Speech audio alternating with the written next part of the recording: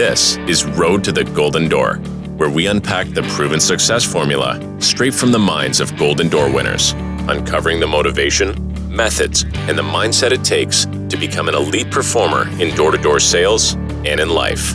This is Road to the Golden Door. Now, here's your host, Mikey Lucas.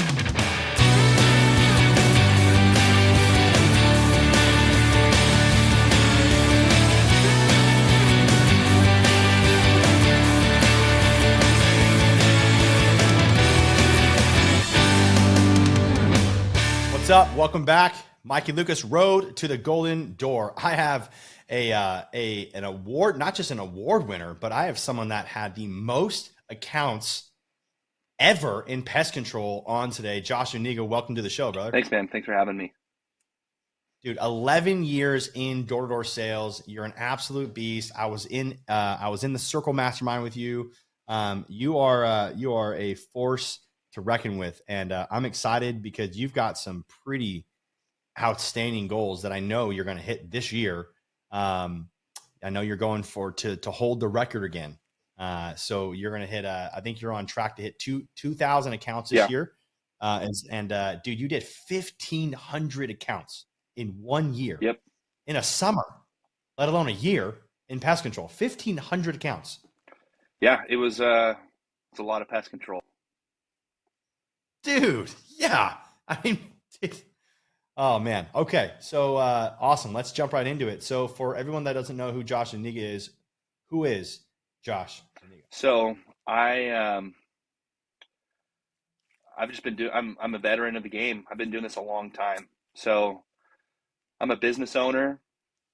I started pretty normally, just a normal sales rep for a handful of years. And then about 4 years in, I got into business ownership. Used to be a partner at Urban X Pest Control. Had a great experience with those guys. Decided to exit, sell my minority position, and then I opened up Zunex back home in Seattle, where I'm from. So I've been in pest control a super long time, and now me and my partner Skylar White, we also just recently founded Toro Marketing, which is our marketing brand. So aside from that, I'm a father, which is one of the most important things to me. I'm a husband, just all those good things. I love that, dude. I love that. Thank you for sharing that. So tell me what it's like. What year did you hit 1,500 accounts? How many years ago was that? 3 years? It was 4. So I think it was 2019. Yeah. 19. That's basically right when I met you. It was literally right before. Yeah. Awesome. Yeah, you just seem like a really humble guy, like nothing crazy. You know, you didn't I'm like the champion of the world. You just kind of were just like, yeah, my name's Josh. How can I help? Yep. I was still kind of shell shocked from that summer. You know, it was a long year. And I think that part of the reason why that is because growing up, in door to door, I was above average, but I was still at the average, mark. So for the vast majority of those years before I hit that mark, I was selling only 300 to 400 accounts. And then I kind of just had a breakthrough off season, developing a couple things with my mental state of mind. And I just kind of crushed it the next year. And so, yeah, I think that I never, I wasn't pest control royalty out the gate. I really had to work for it. And so I think that kind of lended itself to me not really having an arrogant type personality. Tell me really quickly, I want to go back to that. You said you had some breakthroughs. So you see a lot of the younger guys coming in, and dude, they're swinging right out the fences, bro. Right out the gate, they come out and hit a golden door in their first year in pest, hit the golden door. And I've interviewed them. Some of these guys, I'm like, bro, who are you? Yeah. What?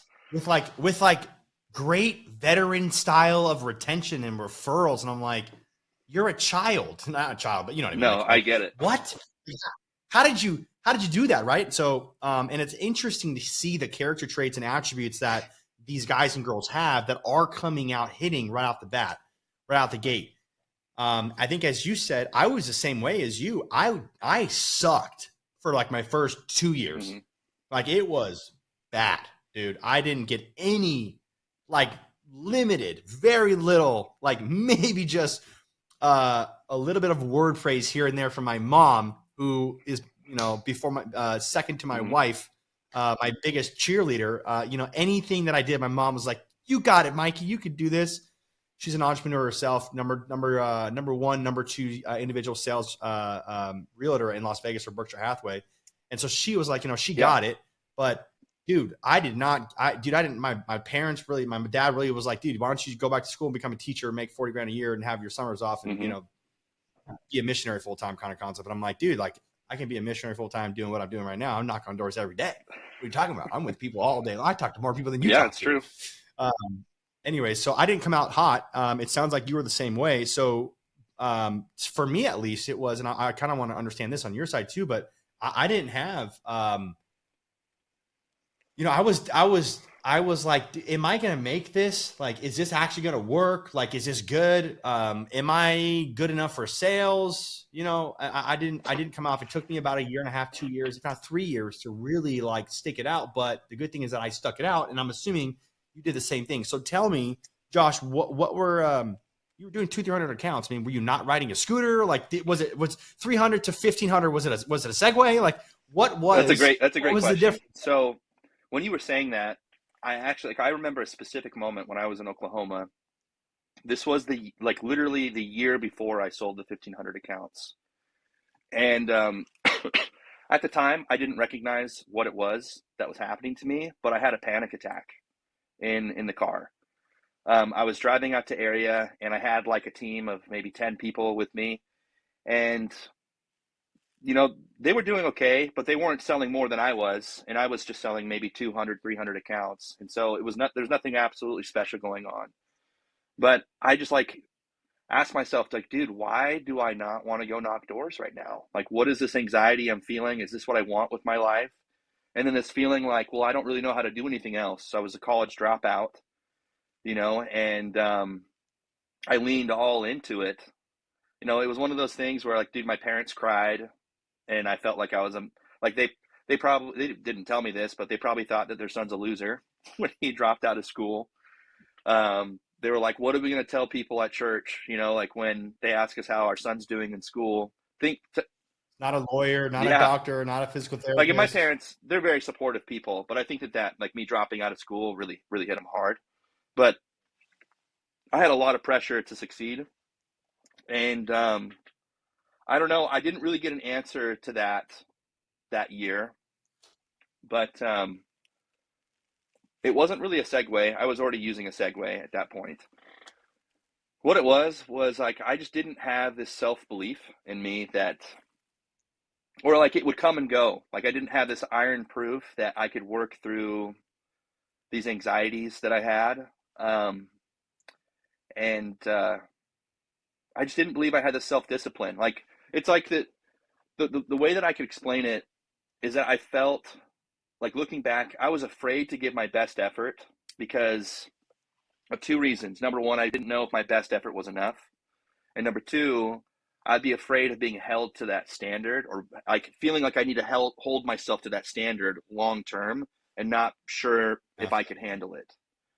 And so, like, I was afraid to step on the gas pedal and not take my foot off. So, like, I would step on it sometimes and kind of lean off of it, step on it sometimes and then kind of lean off on it. So that off season, I just like had a moment where like I just like hit like an all-time low. It was actually with fitness. It wasn't with sales. I was about 50 pounds heavier, and I was just kind of disgusted with myself.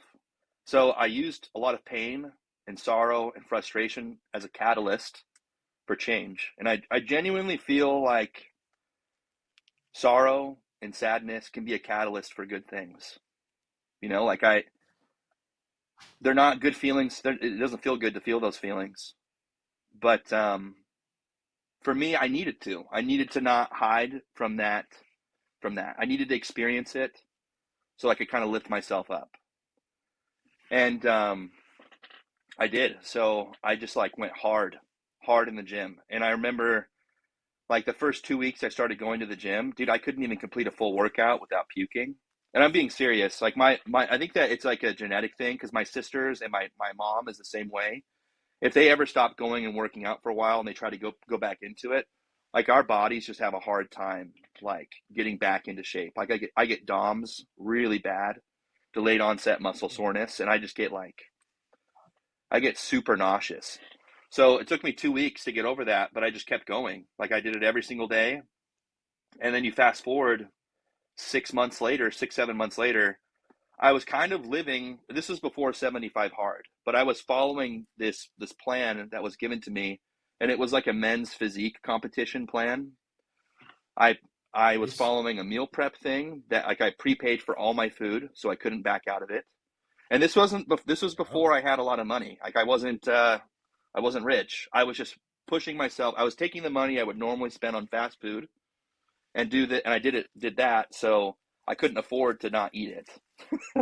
So I just backed myself into this corner and forced my way to fight through it with only one way forward. You do that for 6-7 months and your mentality is completely different. I started dropping weight, and then I had this realization that my best efforts are enough to get me to where I want to go. Even if my full gas pedal like looks different at one stage than it does at another, I'm still going where I want to go. And I still lost like 40-50 pounds.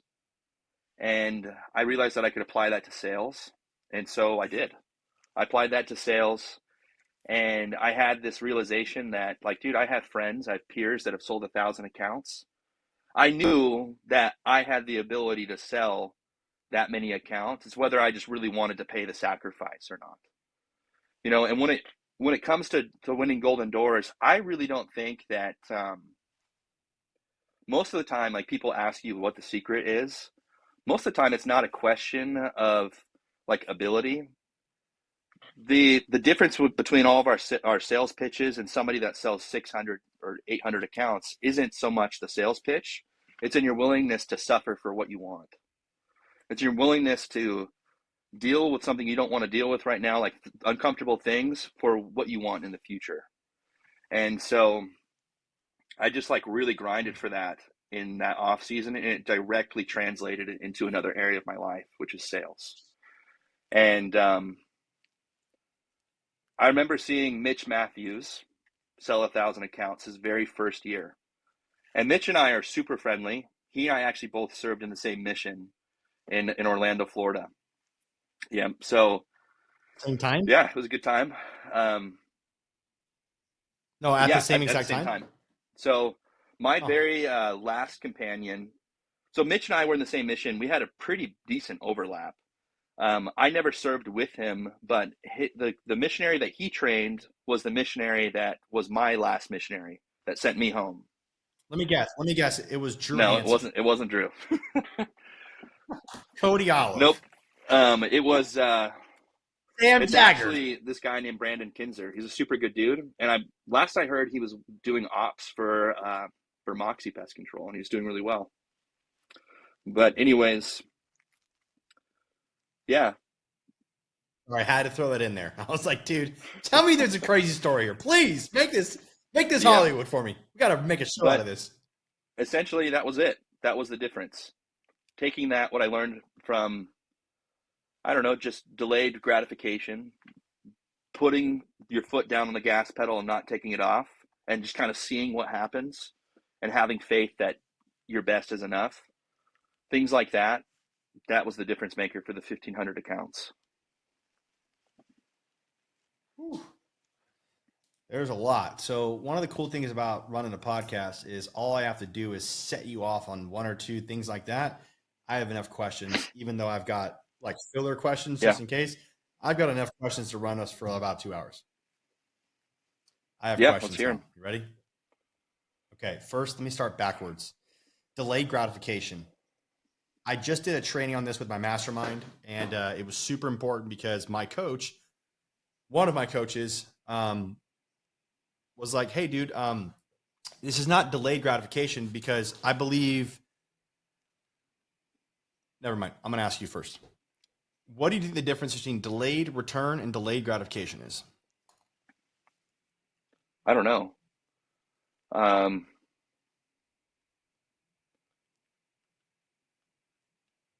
That's a. I feel like that could be really deep or it could be really simple, depending on which route you want to go with it. I feel like for me, I kind of think of them simultaneously.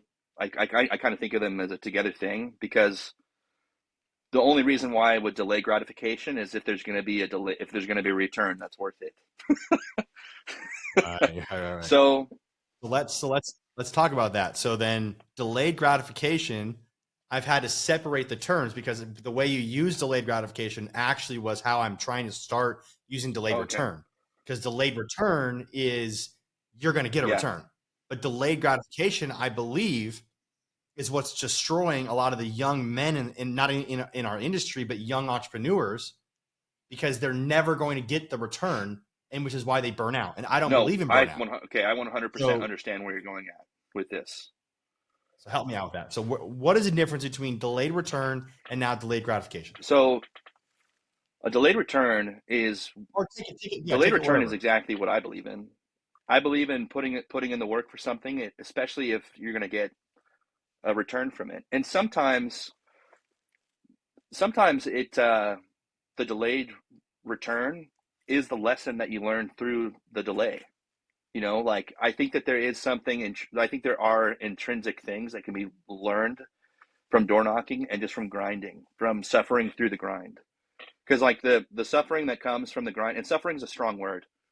I would say like the refinement that comes through facing emotions and dealing with emotions that come from door knocking, consistent rejection, and just like the battle of the mind. I think that there's a lot of intrinsic value in that. You know, like when it comes to, if I could only take the lessons I learned from the door knocking or the money I made from selling the 1,500 accounts, I would 100% keep the lessons I learned from door knocking. Like if I had to choose between the two, I'd rather have door knocked and like learned what I needed to learn about myself selling the 1,500 accounts. That to me is worth more than any commission I earned, because I could take that and I can apply it for the rest of my life. So with that being said, I feel like you and I can kind of understand that because we're entrepreneurs and we're business owners. But if you don't have a long-term play with it, I don't think it's worth it. That I think like a delayed gratification simply for, like, you have to ask yourself, who's benefiting from the delayed gratification? Is it you? Are you learning some intrinsic value? Are you getting intrinsic value out of this that's going to serve you in some way? And if you're not, then who's getting the benefit out of it? Because there's a lot of companies out there that get a lot of benefit from delayed gratification from their employees. I mean, it's like the classic ball and chain example. You know, I think that there's a lot of people in the industry. Give me an example. So that give me not a company, but just give me an example. Are you talking like stock options, like delayed stock options like, when we sell LTIPs? You know, there's delayed stock options. Yeah. And granted, sometimes they pan out, but I think that it's pretty common in the door-to-door industry for them not to pan out. In fact, I can't think of a ton of LTIP or delay or like stock things like, well, we're going to go public, turn this thing into a $1 billion company. It's like, okay, when? You know? And if you're having to sell your dreams to make that happen, I don't think it's worth it. So I just think that in the door-to-door space, there's a lot of Kool-Aid, and there's a lot of people who sell their soul for delayed gratification. I just think that there'd be a lot more entrepreneurs out there, like a lot more business owners out there. Like I was just never really a Kool-Aid drinker.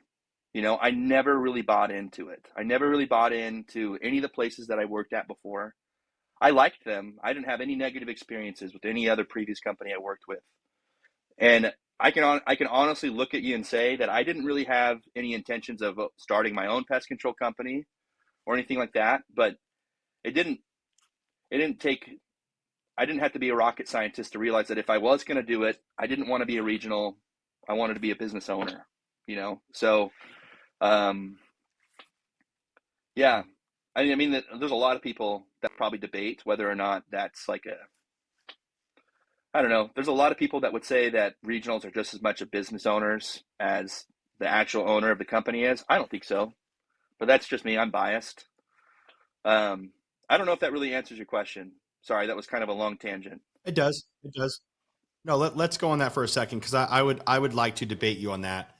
Not that I'm for or against one or the other, but I would say that regional managers or general managers are business owners. Remember, we were talking off mic. So when I was at the car wash, I did the best version of what that detailer Mikey Lucas would do at the time. Meaning I ran that position. There was never, that's not, that I don't get paid to do that. It was never once, literally never once came in, like never once came in my head was like, I don't get paid to do that. No, I don't do that. No, it's like, cool, sweet. I'll go help out. Yeah, sweet. I'll work a little bit harder. I'll get this done. But that's the difference between, I think, a true entrepreneur and a wantrepreneur, if you will. I talk about that in my book, Purposeful Profit, how there's wantrepreneurs, solopreneurs, entrepreneurs, and superpreneurs. And I think the wantrepreneurs are the ones that they talk the big talk. They can get in the regional manager positions, district manager positions, but they're if something were to go wrong with the company, or let alone their office, their region, they're skiing. They're at the beach.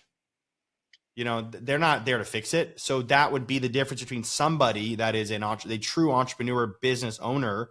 Even if they don't own the business, they're a business owner in training. And I think that people you should go start your own business, right? But at the same time, a lot of these multi-billionaires worked under somebody for 10 years so that they can grow their business. And then eventually after 5-10 years, go start your own business. But dude, it's the easiest way to learn how to run or how to not run a successful business is working under somebody, but treating it like it's your business. I always treated the company's money like it was my money. That was, I mean, again, maybe that's why I'm here where I'm at, but I guess I would disagree with you on that, but I would disagree, but I don't Let me disagree add a because little bit more. No, so many people want, go ahead. So I think that you and our opinions are a lot more similar than they're different. So I would say that, yes, that is a big part of the reason why you are the way that you are, is because you've always kind of been that way, you know? And I'm not saying that even some regionals, they do think of it that way, but the way that you did it, that was delayed return. A lot of these guys are delayed gratification with this carrot. Like the thing is that delayed gratification, people think it is a delayed return. They can't objectively see that it's not, you know? So, and I think that's where Kool-Aid kind of like company Kool-Aid kind of comes in. But I think that maybe, so the wording that they're not business owners, that's a little too harsh. I think that's kind of a harsh word or a harsh way to say it. I mean, to the IRS, yes, they technically absolutely are if they're a. What I'm saying is, I think it's the difference between an entrepreneur, somebody that succeeds really well and builds an organization, and an entrepreneur. Yeah. So, and entrepreneurs are super important. Like, they help build out the culture and the vision of the business. But there's only one guy at the top. Well, I mean, there could be more than one guy at the top, but usually there's a managing partner, you know, that kind of has the say so. And for me, I can't say that like I went into this always wanting to be the guy that called the shots, because I don't think that I really thought of it that way. But I think that there's a lot of people out there that wish they were that guy, but that they won't be, and they probably won't be because they believe in this LTIP or this thing that, I don't know. I think that a lot of people get sold golden handcuffs that don't look like golden handcuffs to them. Yeah. Yeah. I agree. It is unfortunate. A lot of the I'm going to say this in like the nicest way I possibly can. So let me think about it. with some of the coaching clients that I have, these guys that are these Golden Door Award winners that I coach, or these guys that are making $400,000 a year that I coach right now. Oftentimes, if they're not the business owner and they are a top sales rep, or they're a manager, or they're a regional manager, I've noticed over the last year, I'm getting a little bit more aggressive, if you will, and yelling at them, because I've gained the respect to yell at them, and trust to be able to yell at them. But I basically say I've got to take the pliers and take the company's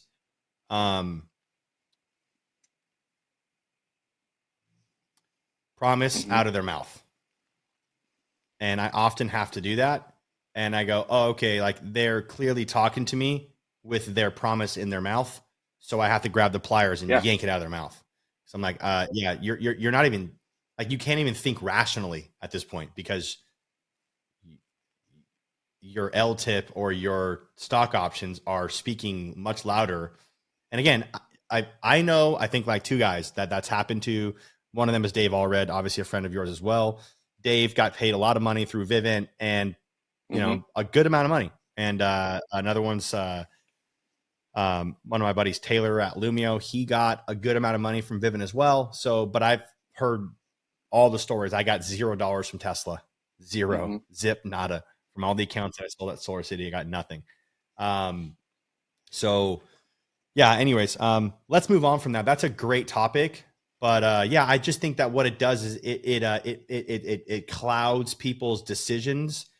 But I think those people are stuck whether we can help them or not. Like, they're just, it's not that they're lazy, Josh. I just think that their risk tolerance is significantly lower. That doesn't mean that they can't be a Golden Door Award winner. That doesn't mean that they can't be somebody that succeeds and has a great marriage. They can't be a great, you know, have a great civil duty in their community, in their state, in their country and church. But you know, for the top entrepreneurs, the superpreneurs like yourself, Josh, you have to have that risk tolerance. You've got a risk tolerance very similar to Elon Musk's, and it's not easy to do what you do. And I thought that was cool, because you said earlier, as I transition, you force yourself to change, and you backed yourself into a corner.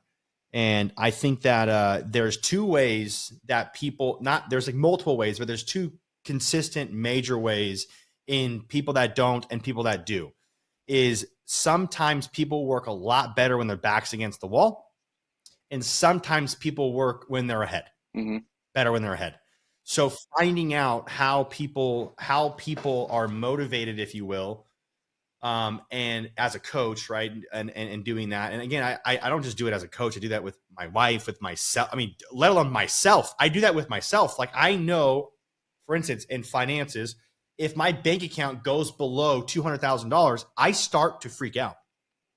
But it wasn't like that before. It was like $10,000, right? So I found this threshold as I'm growing and learning of when I have to have a specific amount of money in my bank account for me to be like, okay, like, if we're good, we got dry powder. So if some opportunity comes up, I'm not going to freak out like I'm going to miss it.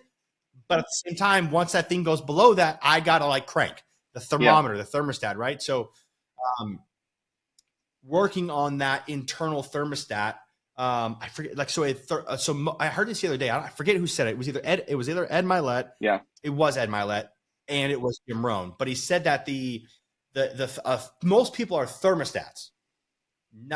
Most people are thermometers, not thermostats.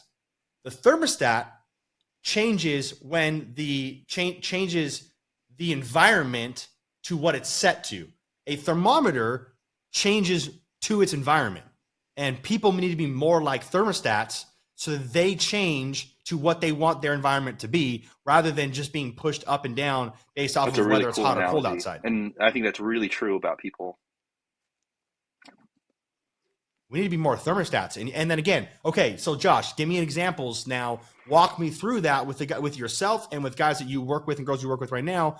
How do you get them to become more? How do you get them from a 78 degreer to an 82 degreer? Not to 78 to 100, but how do you get them from a 78 to an 82, 85? So for me, I have to kind of practice. Like, I feel like being an example for me, it's like one of the best things I can do is by living what I say. So yeah, hold on. All right, guys. I break this show to give you our sponsor, Josh Zuniga of Zunex, who is sponsoring this show to tell you the truth and all the truth. Josh, say that again. You I do lead what by example. So, yeah. What a concept. What a concept. I really it's like the only way I know how. So when to like create any kind of lasting impact on it. So if I have multiple people this year that want to break and sell over 1,000 accounts. And for me, I think the best thing I can do for them is lead the way and do it with them and really kind of teach them like the difference between selling 1,000 accounts and not, in that it's not so much the sales pitch, it really is the mentality. And the funny thing is that I'm sure as you interviewed a lot of us have commonalities in regards to our personality and to the things that we struggle with. And the more and more you get to know each of us, I'm sure the more and more commonalities there you'd find. A lot of us struggle with this deep rooted feeling of not being good enough, and we're trying to fix that through creating piles of evidence that we are enough. You know, things like that. So, my vision for helping people and for like getting them to change the thermostat in their life is by helping them realize that they're doing hard things, that number one, they're going to survive, but number two, I want them to learn the intrinsic values that come through doing it. So in pest control, there's this, pest control is the only industry in which lately people have like touted how short of a time period they've knocked, and how much they've sold. Like solar, that's year round, man. Like you could sell that thing year round. Alarms, that's year round. A lot of these industries are year round except for pest control. So I think that getting people to knock longer is a good thing. Kind of going off on a tangent here. What I'm trying to say is in pest control, I think that there's a lot more people that would win golden doors if they stopped focusing on trying to be, like, this analogy might seem weird, if they stopped focusing on trying to be like a Lamborghini instead of just being a freaking workhorse. Like they don't need to be a racehorse, they need to be a workhorse. A lot of these guys that sell 500, 600 accounts, if they would simply knock longer than they want to and work for what they want and sacrifice a little bit more, they would reach their goals. And that might include knocking an extra 3 months, starting a month early, a month and a half early, and finishing a month and a half late.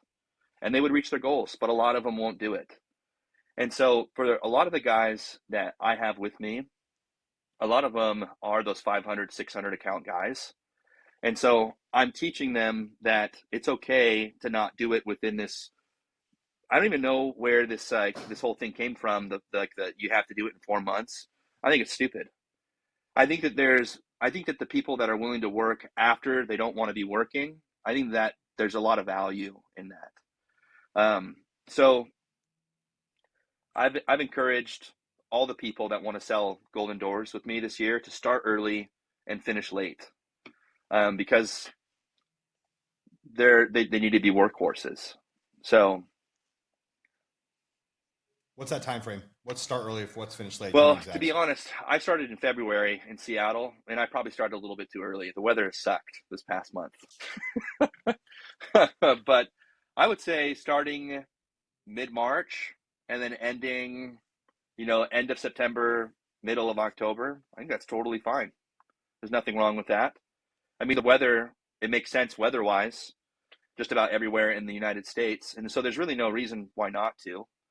And if people, like the majority of the people that win these awards are not in college anymore anyways, so yeah, like most of us have dropped out or we've already finished. And so this idea that we need to rush back to start recruiting, I mean, I feel like that's a half truth.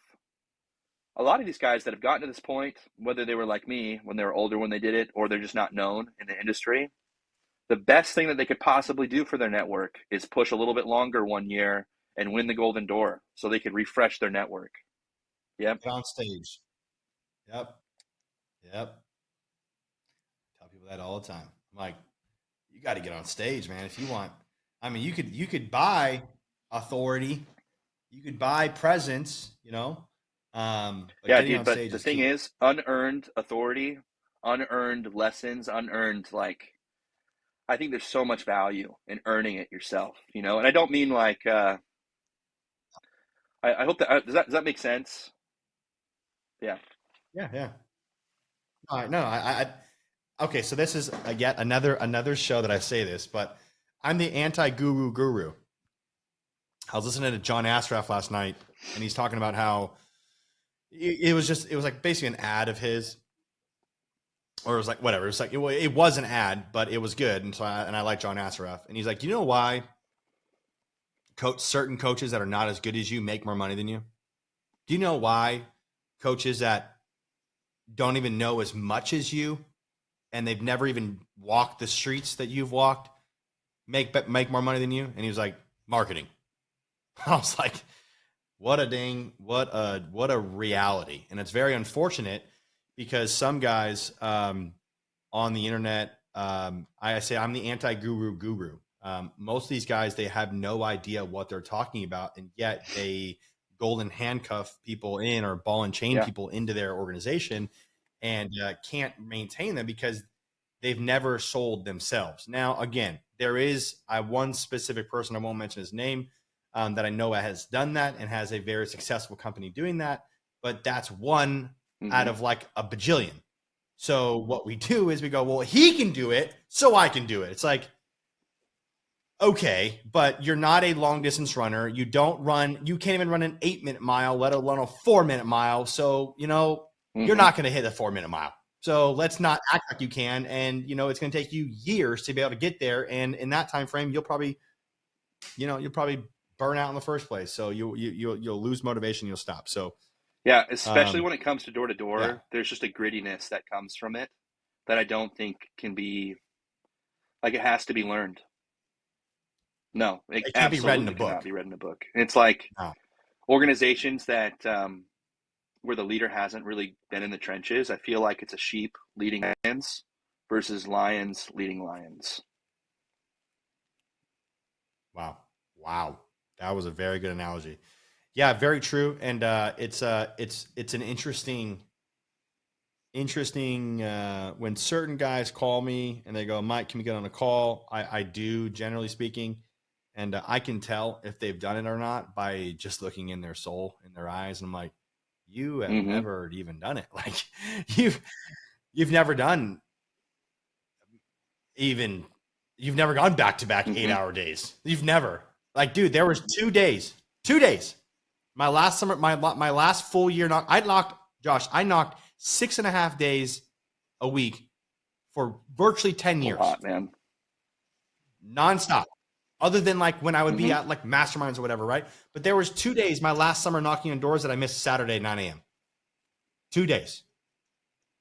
Like, dude, like I don't like just the level of standard is there, and that's the difference. A lot of times is the difference between people that make it and don't. It's the same thing in marriage. Why people don't make it in marriage, why they don't make it in business, why they don't make it in, for instance, I'm 10 years sober in a couple of days right now. Like, and I don't like count, but like it's a big deal, right? It's a big deal for a lot of other people. It is a big deal for me, and then people like clap all the time every time I say that. But I'm like, what was I supposed to do? Stay a drug addict? And the thing, like, to touch on what you did and what I've done, it's not enough to just be there.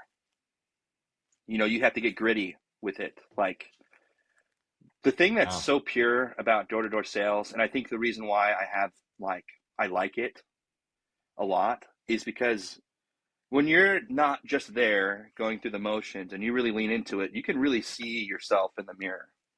It will pull things out of you. Some things that you don't want to look at, and some things that, like, you come out of it and you're better because of. A lot of it can be, door-to-door sales can be a refiner's fire. Like, it can either burn you or it can make you a lot stronger. So, and there are some people that lead organizations. Like, I And when I say this, I don't have anybody in mind when I'm saying this to. And I'm just saying this in general Sure. throughout various industries. Like there's just some people who haven't ever had to face that fire, that inner fire within themselves, and have never really had like these moments where they're pushing themselves beyond their limit, like you have, like where you did something like that for 10 years. Like, dude, there's no guru. Like, there's so few gurus out there that do that. Like, most of them are full of crap. Like it just doesn't. It's not the same. Yeah. So if I could emphasize that in like one sentence, it's not enough to be there. You have to really lean into it.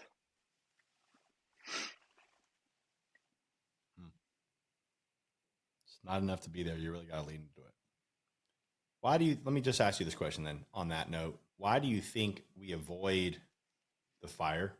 And you said it earlier. So that was a breakthrough that you said, but you said something about you were afraid of giving 100%. So Josh, why, where does that come from? What is that? How did you get over that? Why? On like a psychological level, I have feelings where like I think I might know where it comes from, but I don't know like if it's like the actual truth. I feel like it comes from like the inner Sure. child in Yeah, me, your opinion. like from some of the experiences I had as a kid growing up. And just like that Yeah. fear, like that side that I don't like to look at, the side that you kind of try to push away and you don't really want to live with or really, really talk to or interact with. And I'm not saying that I had a bad childhood. I had a great childhood, but just that, like that fear of not being enough. Like, what if my best isn't enough? I think that's like the ultimate question that sometimes we're too afraid of the answer. Like we're so afraid of the answer being no, or us feeling like the answer's no, that we won't even try it, And it's silly. It's silly because all it takes is the right perspective. Like if you can find the perspective, and this is truth, that oftentimes if people just lean in and do their best and they do it consistently, and I don't mean the best as in like, oh, you did your best, which gives you an excuse not to do your best. Like if they really do their best, I don't know very many people that have done their best consistently that haven't reached their goals, at least like over a long period of time. So, but I don't know. I think that ultimately the reason why people don't is out of fear.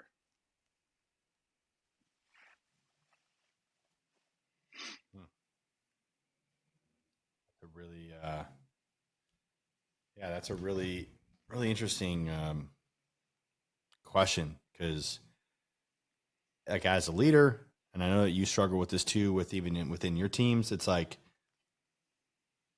dude, like, how do we get? I want so badly for my people to get this, and for people that are listening to the show to get this one concept that, there's really, it's like the whole public humiliation thing. It's like, I don't know. I think that door-to-door sales helped me get over that. I don't care if people laugh at me anymore. I don't care if my businesses fail because I'm going to keep coming back because it's not, and you said this earlier too, but it's not about what I got. It's what I now become. And I think that's one of the most like keys to success that you have just said is learning how to work through those fears and just not caring anymore. Like, why does it actually matter? And I think one of the ways I can kind of wrap that up is that I've heard, and how I really am conscious of it is when I hear people that are a lot older than us, 50, 60, 70 years old, when they talk about what they regret. So I think regret to me is what motivates me the most. The fear of regretting not doing more, not giving more, not loving more, not praying more, not making more, not traveling more, not saying I love you to my wife more. Like, I think I don't want to say it's the fear of loss, but the fear of regret really makes me be the best version of myself. And it's like, dude, like, I've already proven that I can do over the last 10 years what I've done. Like, I never thought, Josh, never thought that in 10 years at 30, I would be where I'm at. Like, dude, never.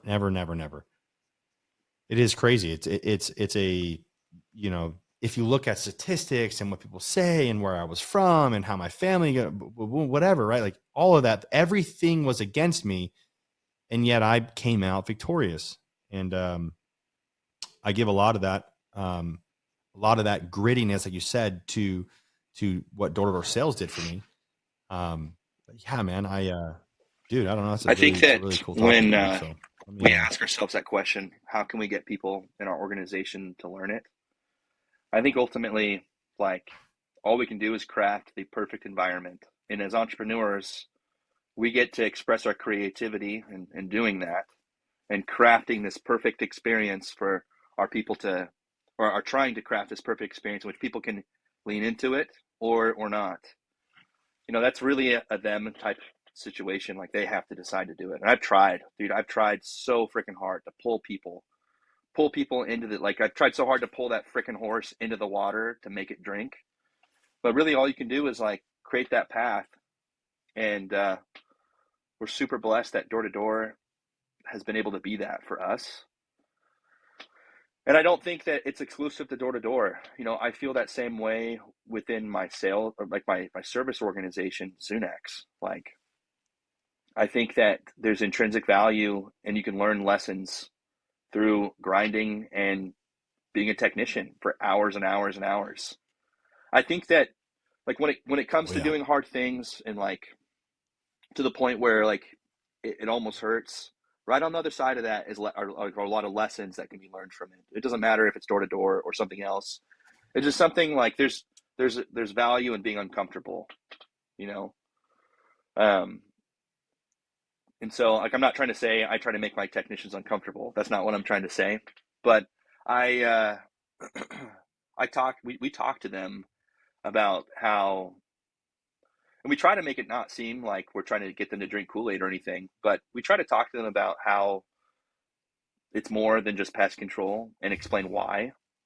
So just creating an environment designed for growth, both on the sales side and the organizational side, is something that's super important for me for personal growth. Yeah, I love that. There's a quote that I live by. I was told it probably first summer knocking on doors, second summer knocking on doors, to get comfortable being uncomfortable.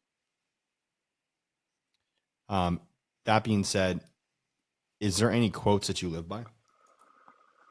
I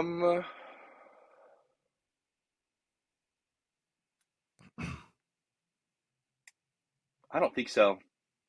You know, there may have been at some point in time, like there was quotes that I held on to, but my brain just doesn't really work like that, where I hold on to certain quotes. Sure.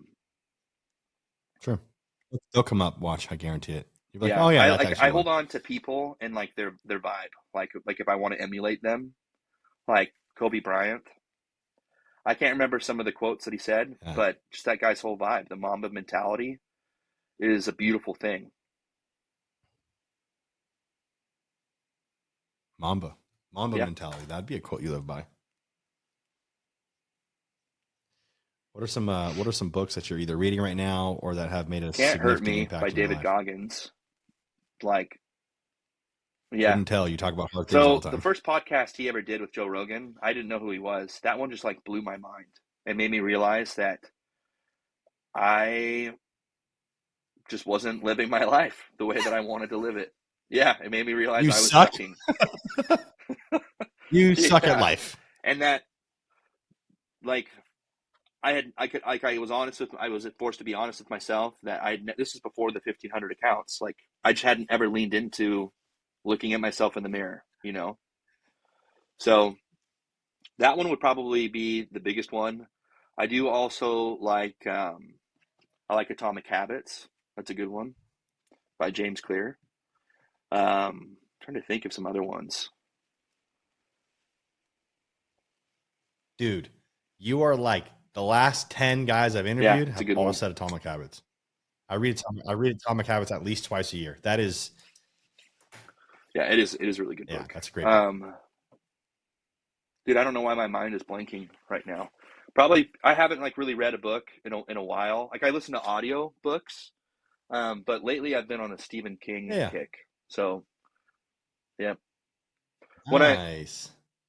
Why is that? Why do you think that? Does it help you like with your sanity kind of thing? Like why is nonfiction or sorry, so in the fiction off season helpful when I'm for you? not knocking, I read and listen just a ton of podcasts, and I read like things like business things like that.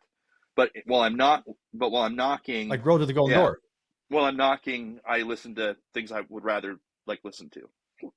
So yeah, I would say Yeah. so. I think that it just like for my sanity, just like trying to give myself something that. So the other reason why I know this is because if I listen to business books while I'm knocking, it's hard for me to take off my business owner hat. And so when you're selling thousands of accounts, I can't really think about how I want to change the organization at various different ways. I have to be thinking about knocking. And because I know myself, I know it'll distract me. Whoa. So you're talking about Yeah. wow, that's a big So deal. I can't Interesting listen point of to view. podcasts about business right now because it'll distract me. Like I'll go down rabbit holes. Yes. Wow. Yeah, I can't. What? Dude, that's a concept So in and like of right itself. now, Holy crap. I love to read. I love to consume things. So I'm just consuming just to give me some like endorphins, some dopamine. And I love Stephen King, but the podcast that I really like to listen to, there's this podcast that's done with Alan Draper. He's the owner of Proof Pest Control. They're a door-to-door company. And then Natura Pest Control, the owner, Eric Bassett. They're two people I'm really friendly with. They have a podcast called the Bug Bucks podcast, where they have a lot of different pest control company owners on. I love that podcast. I've like listened to every single episode. I've been on it a couple of, or I've been on it. Can't remember if I've been on it once or twice. But and then I listen to other ones like podcasts about mergers and acquisitions for pest control companies. Surprisingly, there's actually quite a few pest control podcasts. People probably wouldn't realize that, but there's like three pretty good ones. Um, so I just don't Yeah. listen to them right now. I can't. Huh. I like to hear that. That's actually really cool. So Can't Hurt Me, Atomic Habits, really good books. I think to make a really big difference in your life. Um, walk me through this 1,500 year account. Any specifics? Obviously, I know now you didn't do any like sales books or sales podcasts during that year, but give me some of your routines or the methods that you used while doing that. Were you yeah? If the neighborhood was bad, did you drive 45 minutes south to go to another So neighborhood? What did you do? these are good questions. So getting like kind of granular with it. For me, I didn't care where I knocked. I wasn't always that way. I definitely had preferences, but Oklahoma City, where I did it at, the market's not big enough for me to be really choosy with where I'm going to knock. As long as they can afford it, and I'm not going to get cancellations because of like bad debt, I couldn't really afford to be choosy. So, but the simple answer with that is it was just a matter if people were home or not. Like if I started knocking for like an hour and a half and just nobody was home, I'd bounce and go to a neighborhood nearby, um, and start knocking there. And then if I felt good about the first area, but just like nobody was home, I would bounce back and forth between like one or two areas that were nearby. I would never drive like 45 minutes because it was about for me because Why? it was about time management. Like I just wanted to. I got really granular with my numbers to try to take the emotion out of my knocking. So I did the math and figured out what my closing ratio was, like how many people I needed to speak to get a sale. And during that year, I had it bounced between one out of every three or four people I spoke to one out of 4 to 5 people I spoke to, I would sell a pest control contract to. So, um, like if I knocked like 20 or 30 doors, and I'm the kind of guy, I'm not one of those guys that will knock like 100 doors per day. Because I get people to like stay in front of me and they don't leave because I keep talking to them.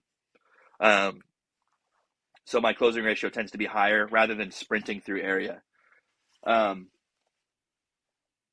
so it really just kind of a time management thing. As long as I could get people in front of me, I would stay. If I couldn't, if for whatever reason, if people were just kind of working and they just weren't there, I would leave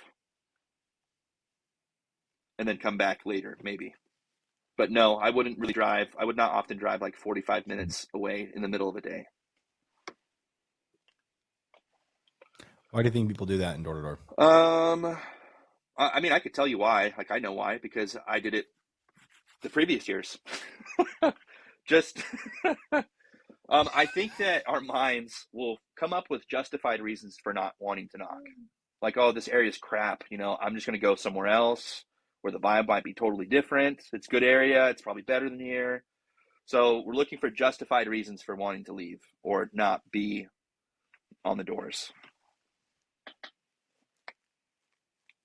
And as leadership, dude, in leadership, there's so many justified reasons for, like, I'm going to shadow a sales rep. I'm going to teach this guy a couple different things, probably close a sale for him, give it to him. I'm helping him.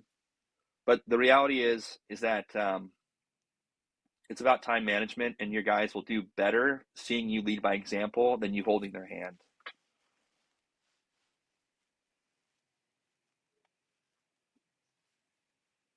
Why do you think so many managers or owners enable their guys?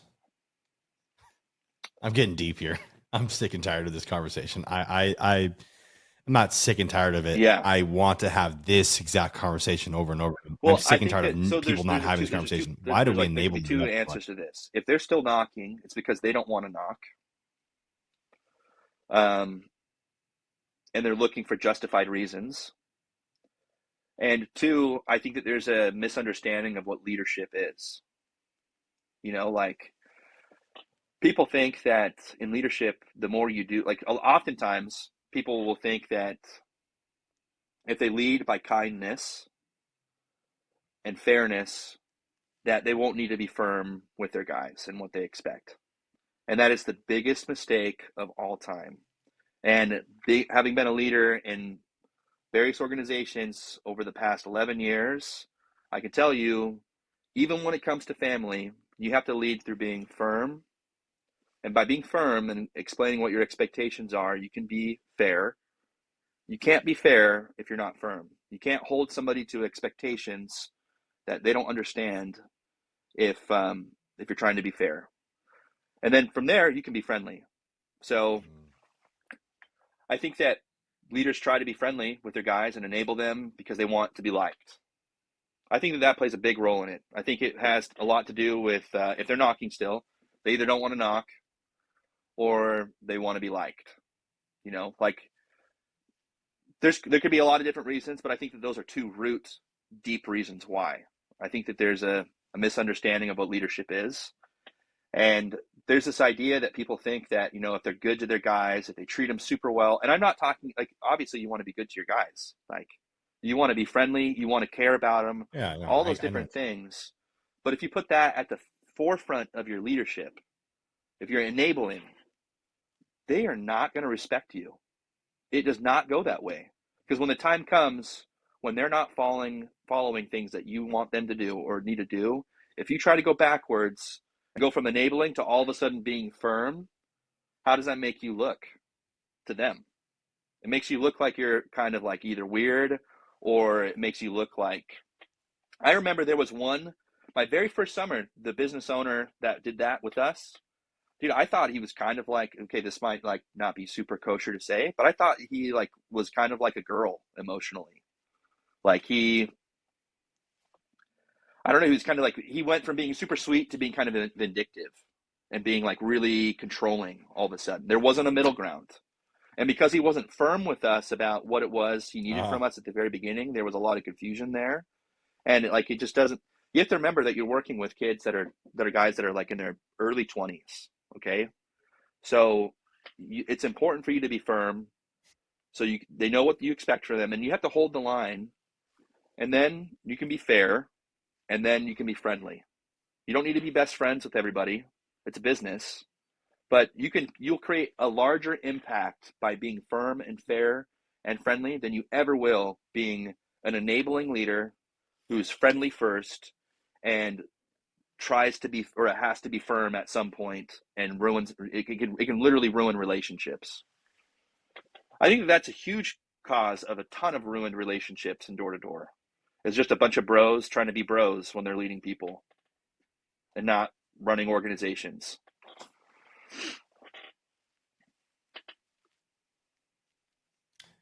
$30,000 piece of advice that I got 2019 was from a man that said, once a year, I completely destroy, obliterate a desk in the office.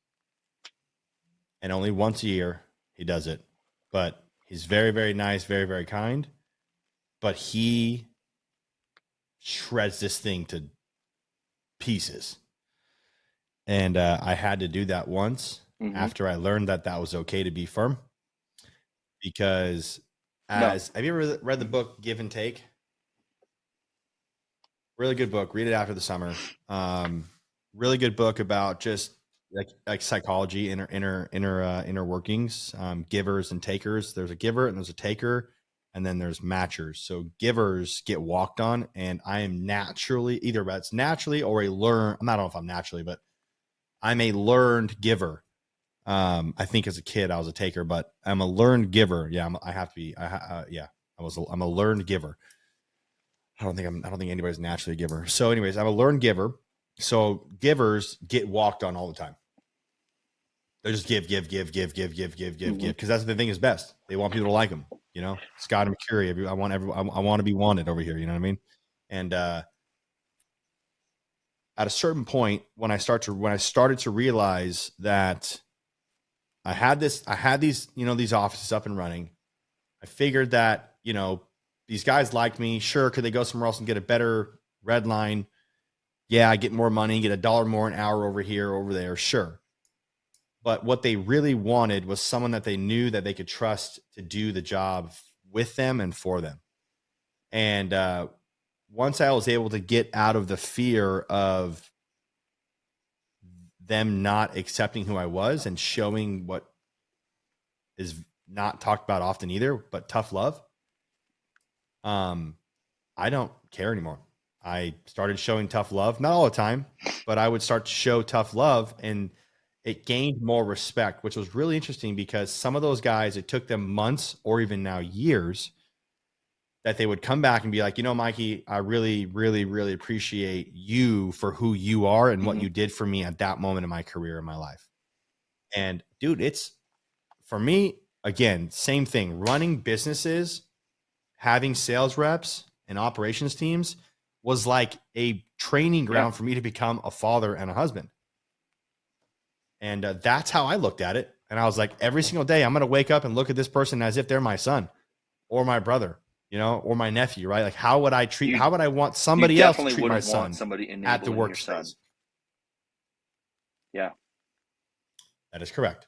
Because they do not, and this was a mindset, but this is very true how this works out. But like, if I was no longer there and you got put into the workforce and you went to some other vehicle, you went and started a dog grooming business, a hair salon, and I didn't teach you the grittiness that it takes to become a successful entrepreneur, I failed you. It doesn't matter how much money I made you.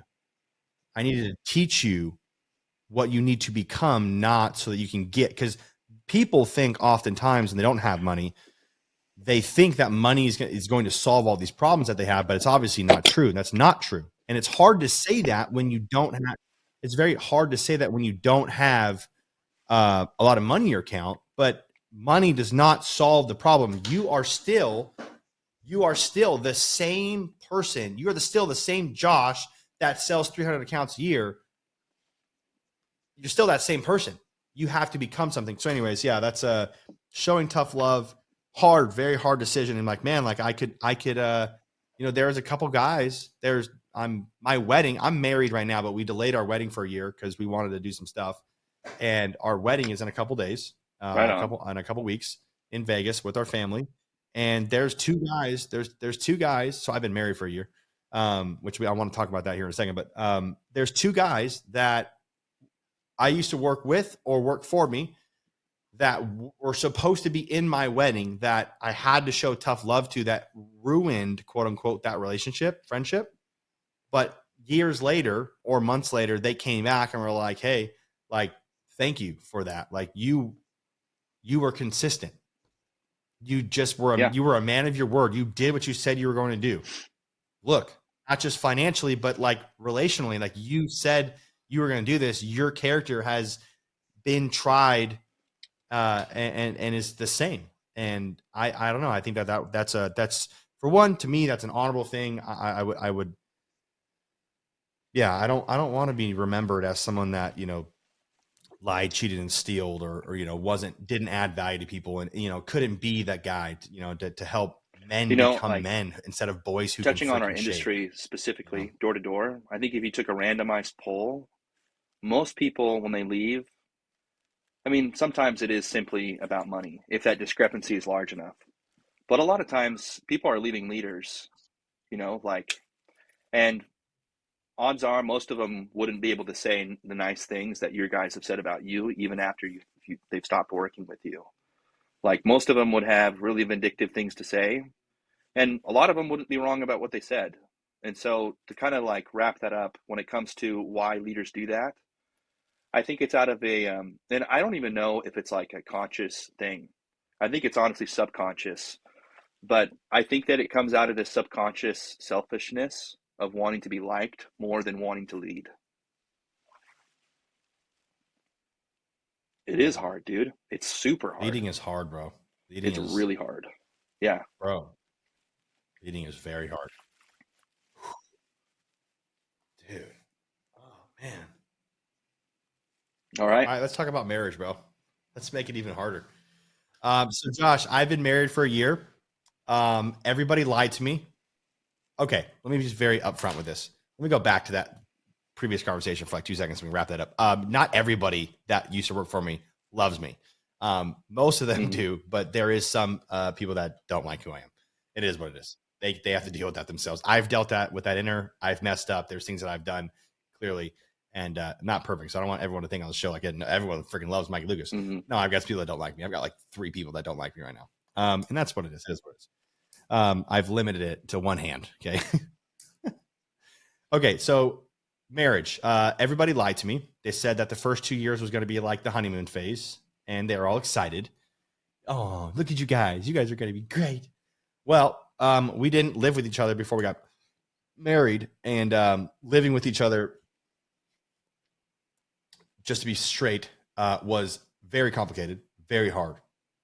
When I would go to her house was always clean. When she would come to my house was also always clean, but I had a maid.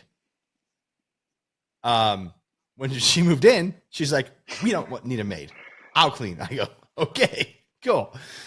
I said, I don't do dishes. I don't do laundry. And the reason why is because I get paid $627 an hour. I should be doing things that make the business more money rather than doing my laundry, which I love doing laundry. It was weird about, like, I'm the weird guy that likes knocking on doors. I also like doing laundry. I like doing yard work. I grew up doing yard work. I actually like it. It's entertainable. It's entertaining. And I like nature. And I like being out there. Like, I don't mind picking up dog poop. Like, that's, I don't know why, but it's just fun to me. It's just what I grew up doing. Like, yeah, it's fun. You get out, put on, you blast music, you know, before we had headphones, like my dad we had a surround sound system in our backyard that like Jimmy rigged together, but you know, we blast music, stuff like that. It was fun.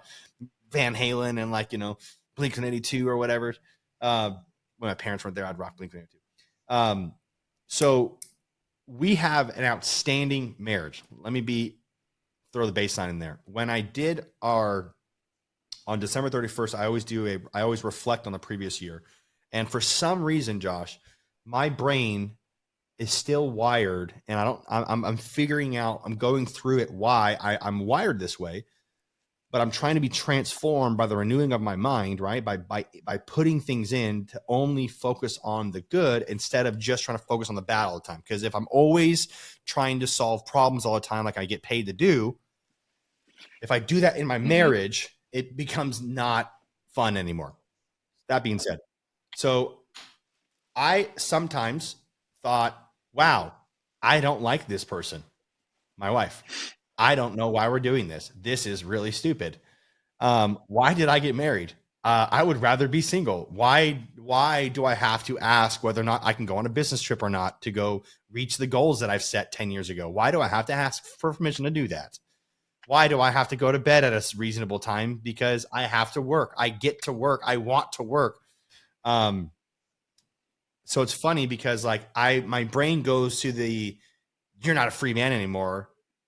But in reality, like I'm having the most fun with my wife this past year, but my brain for some odd reason goes to the negative. And I don't understand why, but thank God there's this Apple thing, this phone that you go on your iPhone photos and you could like search the previous year or last 12 months and pictures of your face and her face. And they put little collages together and put like music behind it. And I'm like, dude, we had some like good times together. Like, some like memorable moments. Why am I like freaking out? So I often will go back to those videos that I've created from the iPhone or Google does it too. And just remind myself, like, I don't like this person. So let me go back to those videos and remind myself, like, why, like, let's talk about the good. So, tell me about your marriage. Am I the only guy out here that struggles, or is all Golden Door guys struggle with their marriage? Yeah. That's struggle well. There's a difference between struggling and struggling well. So I'm kind of like you. I got married when I was older. I got married 2.5 years ago. 2 years ago. October of 2020. Congrats. Well, so the funny You're still thing in your is, honeymoon I feel phase. like we didn't How really is get it? a honeymoon phase. Because immediately after that, I started Zuniga from scratch, like literally immediately after. And so my wife has just kind of been ride or die from the very beginning. And it's been good, dude. It's like she's like my best friend. She's my best friend, my support, the person I can be vulnerable with. And but yeah, dude, marriage isn't easy at all because we're both very strong. We both have very strong personalities. So, but with that being said, like the other thing that was kind of thrown in the mix is that we had a honeymoon baby. So she got pregnant pretty much immediately as well. So yeah, it's been great, man. It's been great. Let's go. Yep. He's a boy. His name is Noah.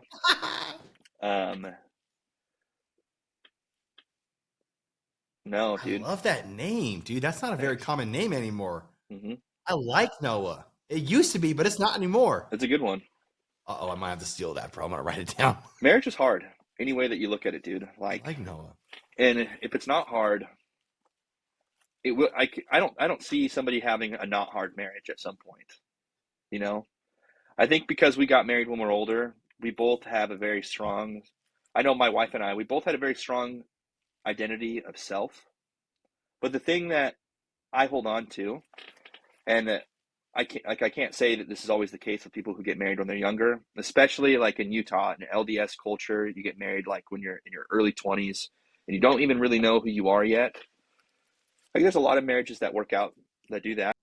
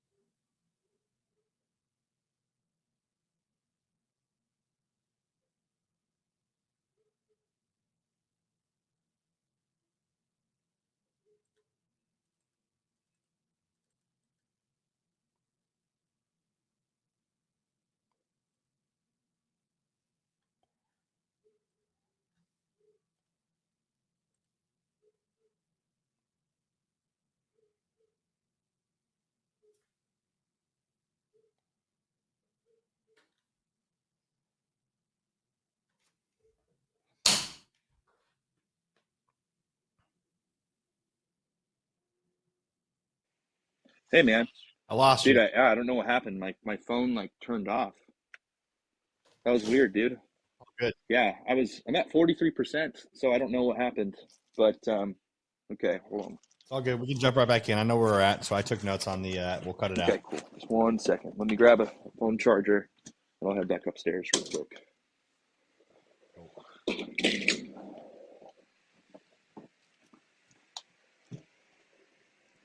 Good old iPhones. I lost my AirPods. I have no idea where they're at. I mean, I didn't lose them. I misplaced them. They're here somewhere, but I'm over here using wired headphones. Dude, I've Again. lost and found my iPod, my earphone, like whatever they're called, so many times. Yeah, they're here somewhere. I just can't find them. I misplaced them like the other day, and I don't know where the heck I put them at. Okay, I'm good.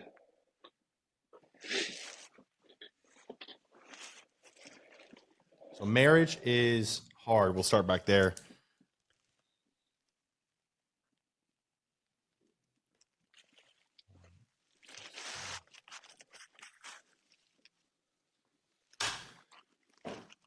So Josh, the marriage is hard. So tell me, you said there's no real way you can have an easy marriage, but what is it that's working in your marriage right now?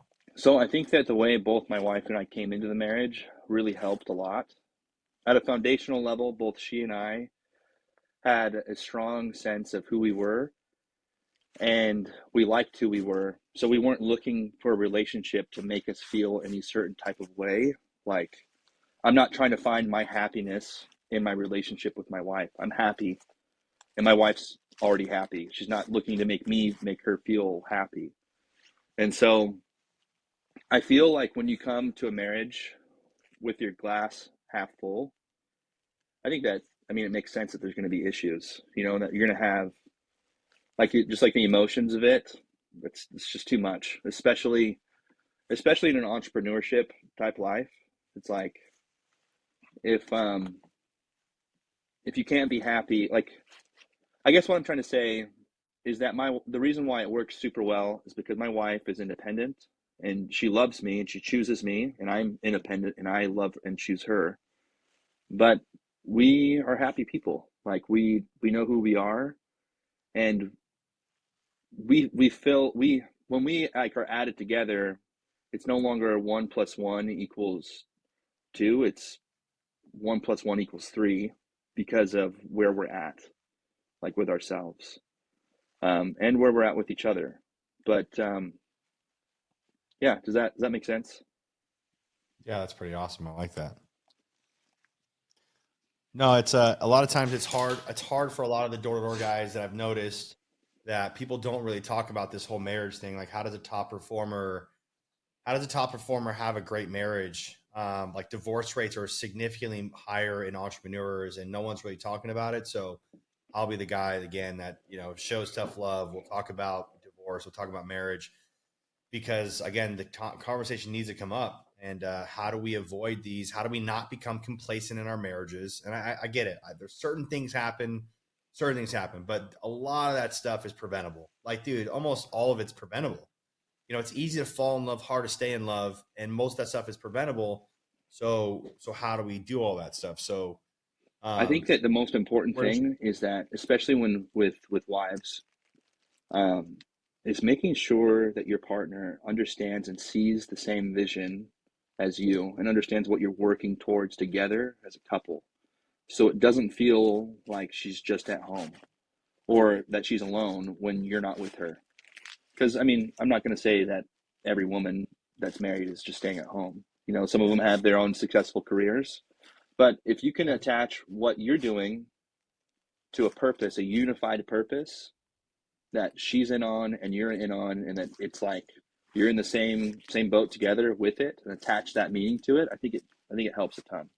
If there's not that understanding, then I could see it causing a ton of issues. Like, I've seen situations where marriages have really, really stifled growth in one person or another, whether it was the wife or the husband.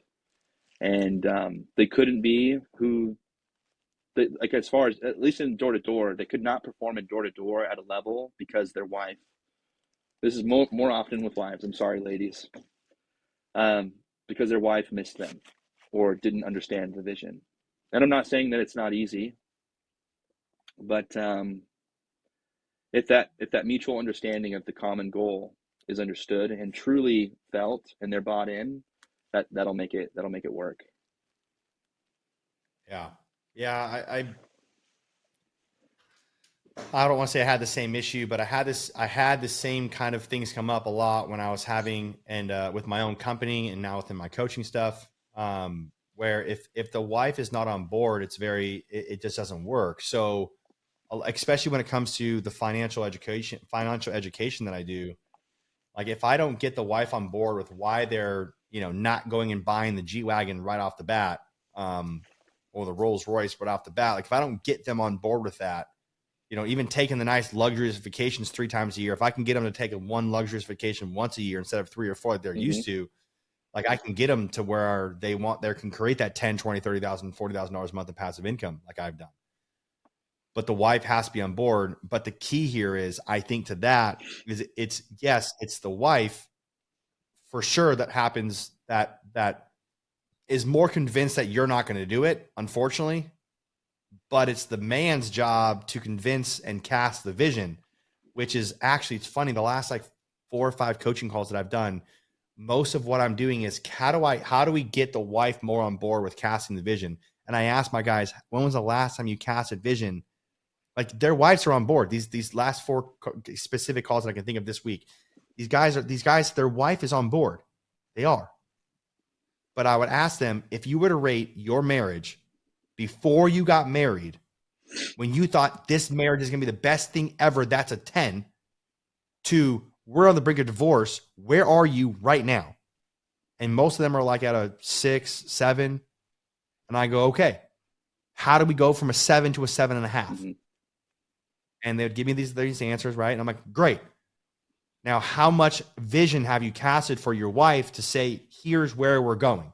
Because at the end of the day, if the wife doesn't know where you're going, you're not continuing. Like we think that it's implied.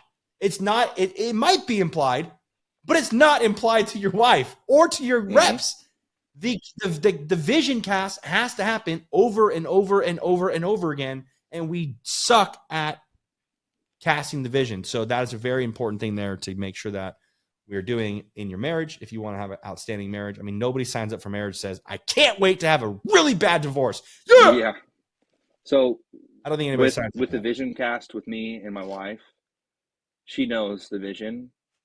I think that she believes in me, but I think that the vision that I cast is kind of grandiose to her because she's never lived like that before. And so I don't it doesn't seem real to her.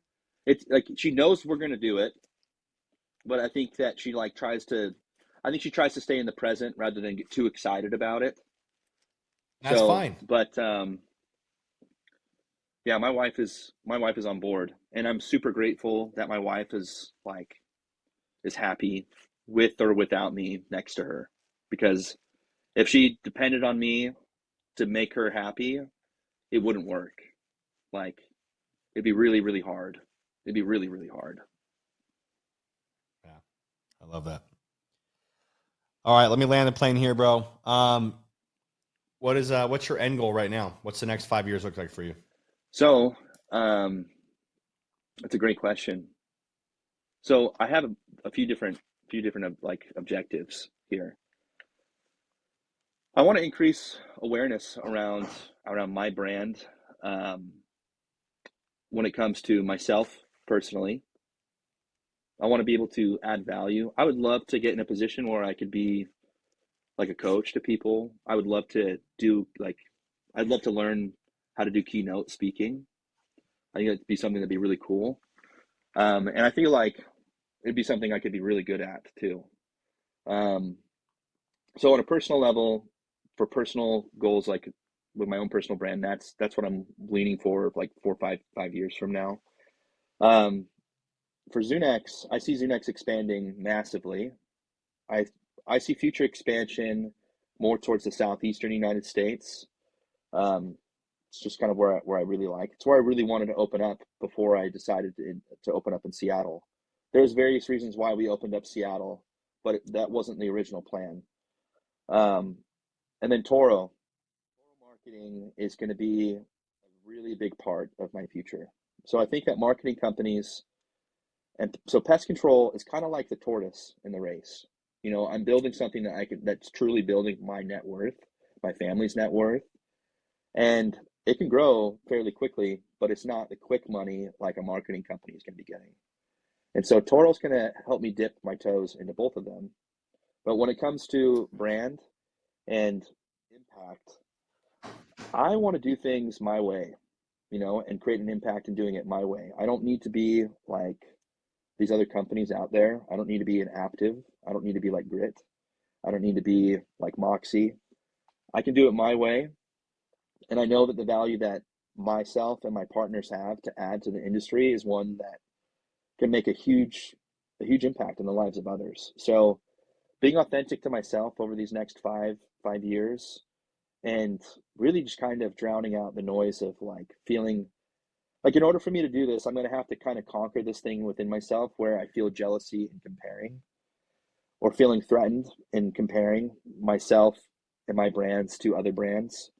The reality is that if I just simply do my best, that I can take a massive chunk of the cultural relevance pie when it comes to door knocking and pest control.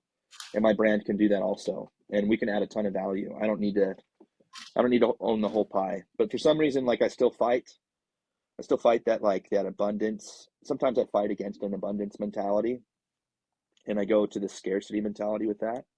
So on a personal level, I want to overcome that type of thought work, and then just grow my brands and add value to people's lives. I love that, dude. Appreciate that. Dude, it's been a pleasure having you on, Josh. I feel like we're gonna be closer together. I saw that you started working with Pathfinders for your social media. Yeah, they're good dudes. Marketing. And, those are the guys that made me look famous on the internet, and love those guys there. They do outstanding work. I've helped grow the business, expand the business, promote the business. So I'm excited. I'm excited to be able to, share my little experience that I've had with them, and I feel like we'll be working together, closer in the future. Yeah, I feel that too, Mikey. Yeah. So where can we find you on social media? So the best place right now is on Instagram. My handle is the Josh Zuniga. It's pretty simple. Yep. And Awesome. I post a lot on stories of like what I'm doing throughout the day.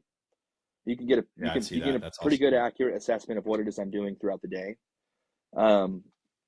If like my wife ever tags me in something, that's what my wife's doing that day while I'm working, because we're not together most of the day right now.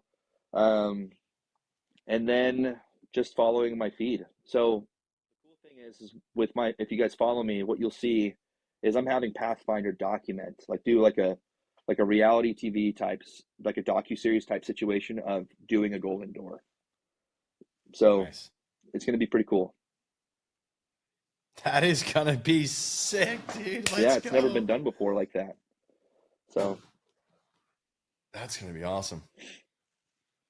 I don't want to take the credit for that, so I'm not going to, but I definitely thought that was an idea that I came up with. You know what though? Like, if you weren't using Pathfinder, I probably wouldn't have reached out to them. I saw that you were using them, and I was like, I know Mikey. I know he only uses the best stuff. And correct. So I'm going to talk to him. So, and then Oscar won me over, dude. He's a good dude. He?